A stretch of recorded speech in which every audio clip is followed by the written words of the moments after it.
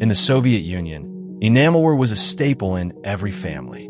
Mugs, bowls, teapots, saucepans, and ladles were affordable and not considered scarce. The cookware came in a variety of colors and with or without patterns, but regardless, all enamelware was made with a black rim. What was its purpose? By the late 1970s, approximately 250 factories in the USSR were producing over 200 million pieces of enamelware annually. The production technology for this type of cookware was identical across all factories in the USSR. Thin, disc-shaped steel sheets were placed under a press, and the edges were slowly raised, forming a metal cylinder. The height and width depended on the type of cookware. If the product was a saucepan, can, or a ladle, the sealing stage was complete.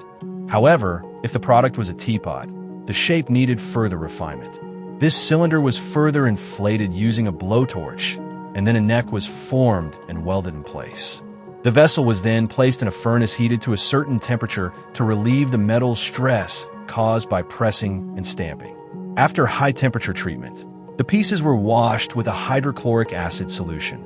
This made the steel more pliable and slightly rough, which subsequently simplified the application of enamel.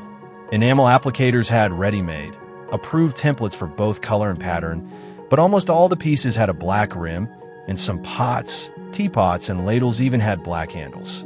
The fact is that enamel, which contains manganese, cobalt, and nickel oxides, adheres best to metal surfaces. These chemical compounds give the enamel its black color, and black enamel is applied precisely to areas where it adheres poorly and is prone to chipping: curves, rims, and handles.